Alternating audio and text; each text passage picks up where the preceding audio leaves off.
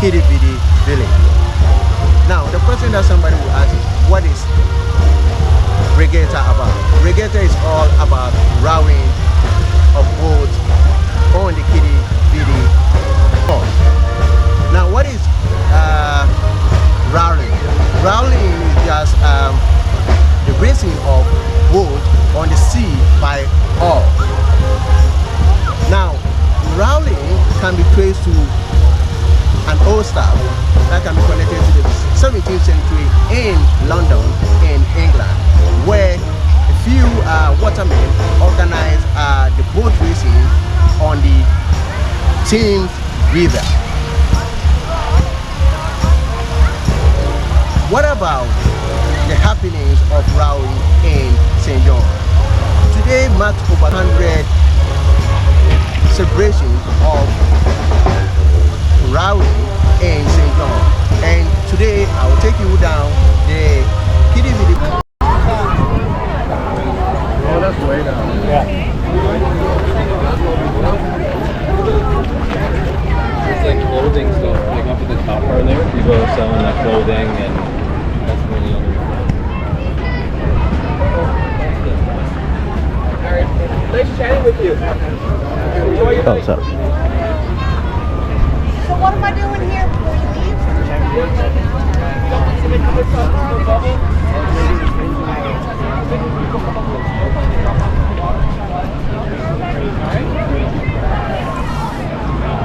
So now this is the side view of the Kidividi lake, and I'm moving towards the lake. So before I delve into the whole stuff, we'll take a look at the drainage area of this lake. So it's about 1.6 kilometer long, and then this water body is being fed by the Greeny and Virginia rivers, and then we have a couple of streams that are also supplying fresh water to this water body. Now, this Kidividi lake is connected to the North Atlantic Ocean, so it empties also into the North Atlantic Ocean. Now, where is this thing located? It is located east end of St. John's, and it will surprise you to know that it's about maximum 1 minute from downtown St. John's. So with all these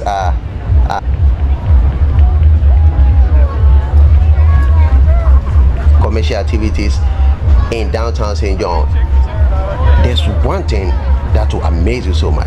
The water is in good condition. What do I mean? It means the water is clean. It is not polluted. You can see right everything that is what lying under the water here. It's a very clean water, and you love it. It's once you find yourself within this environment, you would realize that you are at home. Very nice, serene environment, and you will love it so much. Now, let's look at the event itself. So this event is basically the biggest outing event in Newfoundland. As I talk over here, we have around 50,000 people that have surrounded the Kidividi lake. Now, what they are doing here is what is called the rowing. So the rowing basically is divided into two. It's a sports activity, like I said in my intro, and it's split into two. We have two main types. So we have the sculling, and then we have the sweep rowing. So what is the difference between the sculling and that of the sweep rowing? Now, the difference is that with the sweep rowing, the crew on the boat, each person has access to only one oar, but each member on the boat has access to two oars on the opposite direction. So that is the difference between the two. So what we are doing here, or what we are seeing here, is basically the sweep rowing. Now, the next thing that somebody will ask, that why is that I am talking about this event here, because you know the focus of this page is on the environment, but you would realize that I touch on, or I've been touching on, the built environment, the natural environment. Now we want to look at the point whereby human beings also interact with what nature. So there are two possible things that come out when human beings interact with nature. Either we appreciate or depreciate nature, or in other words, either we are going to cause increase or decrease in the value of what nature. So this is one aspect that we are seeing over here. Now we are seeing appreciation in nature, which is wonderful.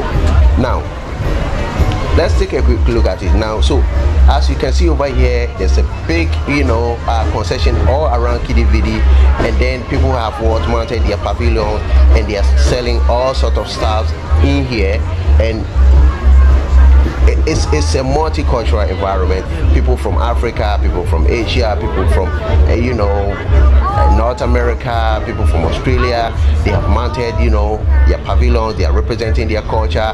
It's all around. People are selling all sort of food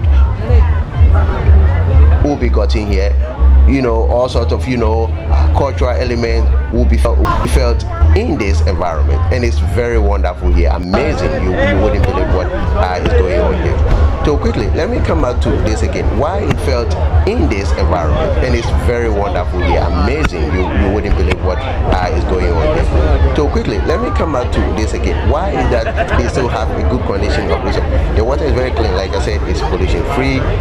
It's damping or damp free. The place does not smell. Very good. You can see anything that is lying under the water, and this is because one, the regulations are working.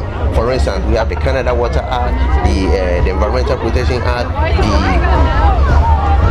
the Water Resource Act of Newfoundland, and they are all working wonderfully, right? So you would dare not even do anything to change the physical appearance of this water, because once you are identified as a polluter, it will tag to your name anywhere you find yourself in Canada.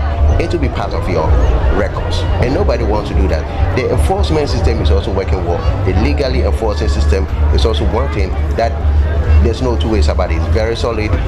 Now they make sure people don't do that. They make sure the necessary resources are provided, so people do not dump into this. People do not cause any or put up any behavior that would destroy the very species or the very organisms that are found in this water environment. And there's a constant monitoring so that people don't abuse these water resources. Public education is also an amazing area. People have been educated, they understand the relevance of water bodies and all that. Now you can see everybody is enjoying over here, and it's what a great place. Now why is that this thing cannot take place in other countries like Ghana, Nigeria and all that? And I will use my country as an example, Ghana. If you find yourself in Ghana, there are places in Ghana you very stinky, and this is because you realize that people, or you can see that sewage that is introduced or is being disposed of into the what I mean that once you find yourself in this environment, it's very stinky, very stinky. I don't know, public health is a major issue, very deteriorating, because the place stinks a lot, and it reduces the very recreational and tourist related values that are associated with this kind of beautiful component of the environment. So my point is that why is it that, for instance, sewage cannot be treated? In Newfoundland over here, they do primary treatment, and after that they are able to separate the bio solid, they take it to the downside, they are able to incinerate it, which is okay, because they don't want to tap energy. But in the case of, they don't want energy, because Newfoundland is a big powerhouse for hydropower, and they even export power to neighboring Quebec. So why is it that our side, or in the African countries where we lack or we don't have sufficient electricity and all that, we don't tap into this? Because you can tap into and then you can generate electricity from it through the process of gasification or through the process of pyrolysis, which is another wonderful thing. But at the end of the day, you realize that sewage, refuse are continuously being dumped into this environment, and it's not helping in any way. Now, let's look at another component over here. The public education is also another weak area in the developing countries, where instead of the people should be sensitized on the relevance of the natural environment and it impacts on subsequent generation. That thing is also not done. Now,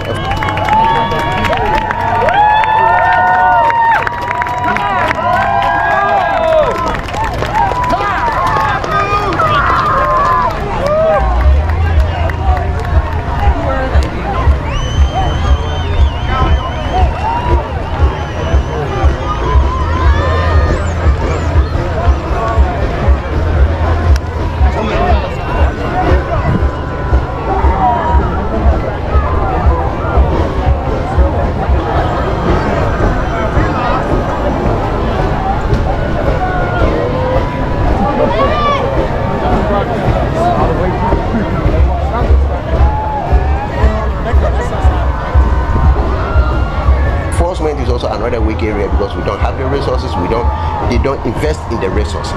So at the end of the day, people do things haphazardly any way they want, they all in the interest of filling their pockets and all that. So it is not really helping the very natural environment. Rather, we are causing depreciation, or we are reducing the very values of the natural environment. I would encourage governments in the developing country to set up this water treatment plan to be able to help address some of these problems, so that we can add value to nature, make good money, make good returns from our interaction with nature. At this point, I want to say thank you for your time. Do subscribe, share, and like my page. Bye bye.